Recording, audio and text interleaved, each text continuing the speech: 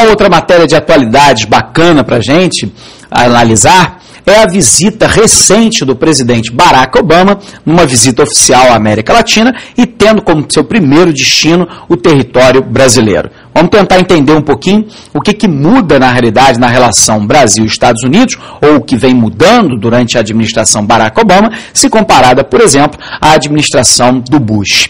A gente se recorda que, na realidade, a relação entre Brasil e Estados Unidos se encontra estremecida já há algum tempo. Na realidade, esse estremecimento ele acontece ainda lá no ano de 2001, quando o governo brasileiro, junto com várias outras nações da América Latina, rechaçam a ideia norte-americana de estabelecimento da ALCA, da Área de Livre Comércio das Américas, que pegaria do Canadá no extremo norte até o Chile no extremo sul, excetuando-se Cuba. A justificativa era que Cuba, na realidade, não é um país democrático. Na realidade, essa explicação é uma explicação falaciosa por parte dos americanos.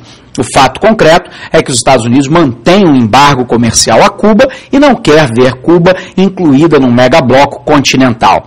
Nós sabemos também que a ALCA era uma posição estratégica para os Estados Unidos fazer frente à União Europeia, porque a União Europeia, hoje com 27 membros, na realidade tem um produto interno bruto maior que os Estados Unidos. É importante a gente lembrar que precisam ser reunidos 27 países para combater, na realidade, o PIB americano. Mas a União Europeia hoje, enquanto potência econômica, é maior do que os Estados Unidos isoladamente, embora os Estados Unidos mantenham a liderança mundial sob o ponto de vista individual. Sabemos assim que o governo Bush, no entanto, enfrentou uma resistência, porque na realidade os Estados Unidos havia aprovado naquele momento histórico uma revalidação da sua lei de proteção ao setor agropecuário até o ano de 2016.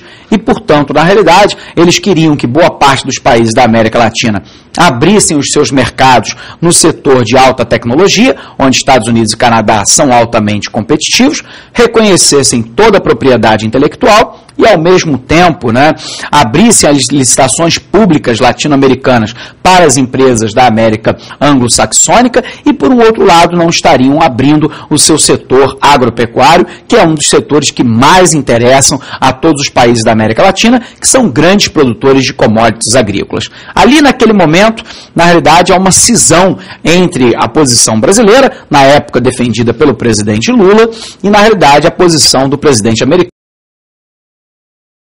Sabemos, então, que com o passar do tempo, o Brasil passa a utilizar uma estratégia que ele chama de comércio sul-sul, ou seja, o comércio que o Brasil começa a deixar de ter como prioridade única e principal a América do Norte e a Europa e começa a se dedicar a outros mercados mundiais, como, por exemplo, o mercado sul-americano através do Mercosul, que hoje é depositário de 1/3 das exportações brasileiras, mas também o mercado africano, sobretudo alguns países que se encontram em ascensão, o mercado do Oriente Médio, e aí o Brasil se dedica também à região asiática. Dentro da região asiática, a China, então, passa a ser um porto seguro para boa parte das exportações brasileiras.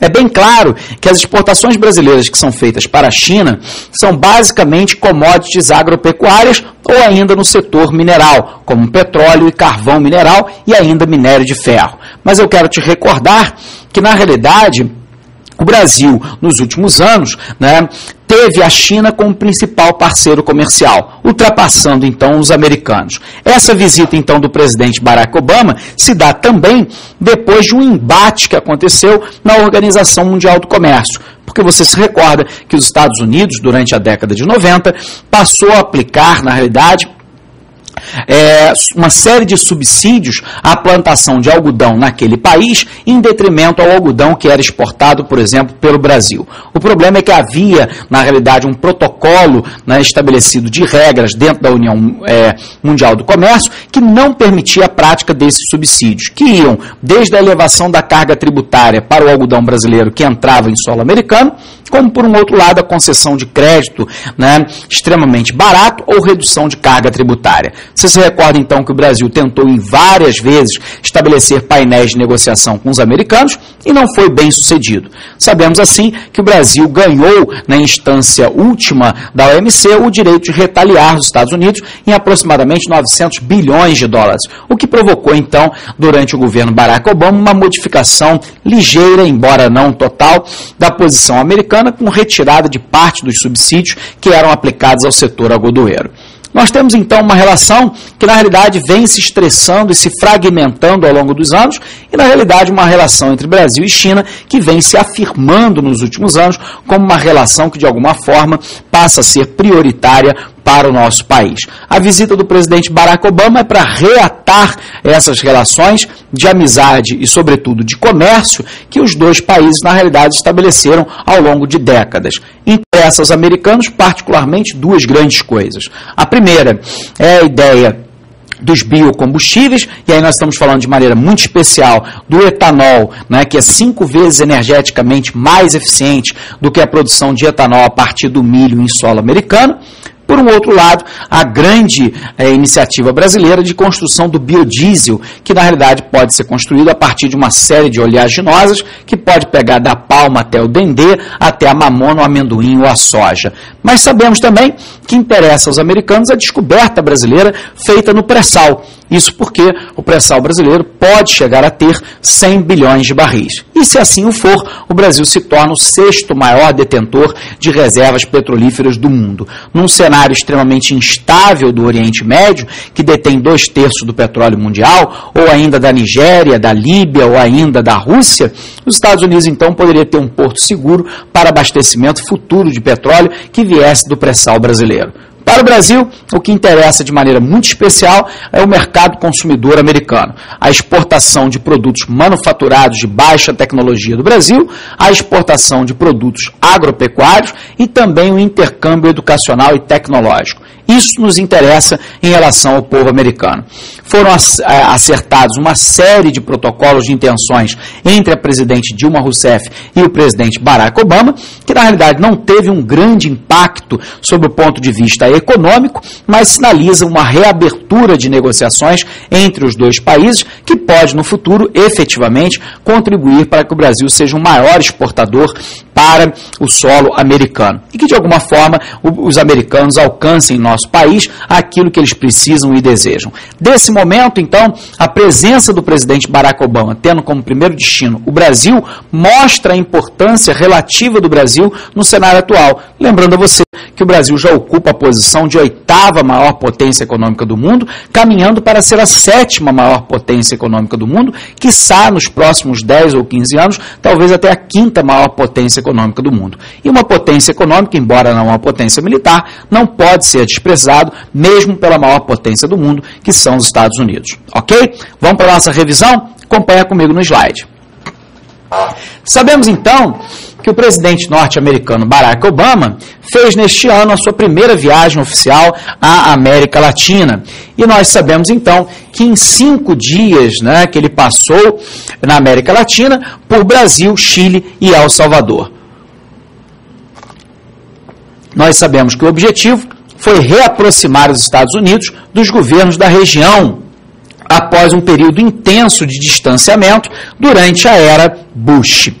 Você se recorda, então, que esse esfriamento das relações, ele acontece, num primeiro momento, pela atitude brasileira e de outros países latino-americanos do não aceitamento da ALCA, mas também, né, depois dos ataques de 11 de setembro, que desviaram o foco da política externa norte-americana da América Latina para o mundo muçulmano. Depois, tivemos as divergências com os governos de esquerda e principalmente a influência do presidente Hugo Chávez em cima da América Latina.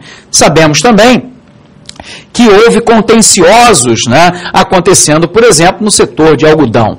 O Brasil também bateu de frente com os Estados Unidos durante o governo Luiz Inácio Lula da Silva. Duas ocasiões merecem um destaque. A intervenção na crise política em Honduras, onde a embaixada brasileira recebeu o então presidente deposto Manuel Zelaya, e a defesa do programa nuclear iraniano, que o Brasil disse que era para uma questão pacífica, e na realidade o Conselho de Segurança da ONU, liderado pelos Estados Unidos, disse que na realidade tinha pretensões bélicas. A questão do Irã, aliás, seria o principal motivo pela qual Obama, durante a visita ao país, não endossou a intenção do Brasil de conseguir uma vaga permanente no Conselho de Segurança da ONU. Para os Estados Unidos, o maior interesse do Brasil foi reforçar as relações comerciais, sobretudo na área de energia. E dentro dessa área de energia, nós sabemos que os dois principais é, na realidade, o etanol e também a questão do petróleo. Sabemos, então, que esse processo atômico iraniano, né, que na realidade, né, estava em 4%, né, depois de mais de um ano já chegou a 20%. E na realidade, se o Irã, né, tiver na realidade 80% a 90% de enriquecimento, ele chegará então à criação de uma bomba nuclear. E isso é algo que os Estados Unidos efetivamente não desejam que aconteça. Obama chegou à Casa Branca, né, em 20 de janeiro de 2009 como o primeiro presidente negro da história norte-americana e uma aprovação absolutamente recorde. Você se recorda que ele tinha duas prioridades: recuperar o país da maior crise financeira desde o crash da Bolsa de Nova York em 1929 e encerrar duas guerras, uma no Iraque e outra no Afeganistão. Sob o ponto de vista, né, do encerramento da crise, ela ainda não aconteceu, mas os Estados Unidos dão sinais bastante claros de elevação da atividade econômica, recomposição dos níveis de emprego, o que permite antever que talvez num futuro próximo os Estados Unidos possa sair de fato dessa crise. A guerra no Iraque foi encerrada, mas a guerra do Afeganistão não. No campo diplomático, ele inaugurou uma nova política de relacionamento com a Europa, com a Ásia e com o Oriente Médio, que visava substituir o unilateralismo do governo anterior do George Walker Bush. Por isso, a ida à América Latina ficou para a segunda metade do seu mandato, né, que na realidade se inicia agora e da qual Barack Obama, na realidade, é candidato à reeleição já anunciado, né? Você se recorda que enquanto Bush, por exemplo, dizia que os Estados Unidos não devem permitir a ascensão de uma superpotência rival, o Obama, na realidade, argumenta que os Estados Unidos não têm verdadeiramente um adversário militar, mas que o poder global é cada vez mais difuso.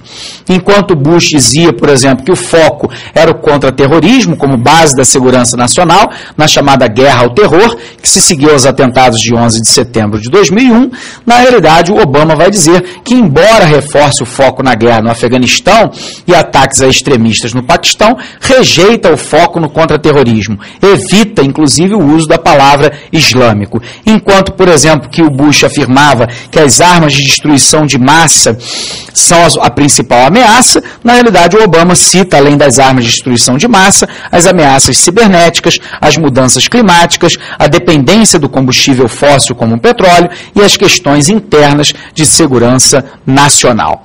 Bom, se assim sabemos, o interesse dos Estados Unidos era reforçar a parceria comercial entre os dois países, sobretudo na área de energia, petróleo e biocombustível. Foram assinados 10 acordos bilaterais comerciais em outras áreas, mas nenhum de grande destaque. O Brasil adquiriu visibilidade no cenário internacional nos últimos 8 anos por conta da estabilidade política e econômica e, mais recentemente, pela descoberta de petróleo na camada pré-sal e a escolha para a realização da Copa do Mundo de 2014 e as Olimpíadas de 2016.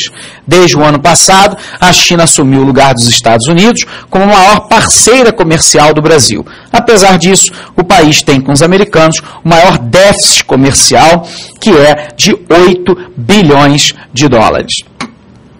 Mesmo que a visita oficial tenha tido um clima considerado morno, bem diferente do entusiasmo da eleição de Obama de 2 anos atrás, ela cumpriu a missão importante de reaproximar as Américas. E aqui nós temos o saldo de negócios entre Brasil e Estados Unidos, né, desde o ano de 1995 até o ano de 2010. Né? Fica claro para você, então, que o Brasil passou de um grande exportador, né, pelo menos até o ano de 2008, para um importador americano entre 2009 e 2010, sinalizando de maneira muito clara para você que, na realidade, os principais mercados consumidores brasileiros não são mais a América do Norte e a Europa, mas sim a América do Sul e uma determinada porção da Ásia. Ok?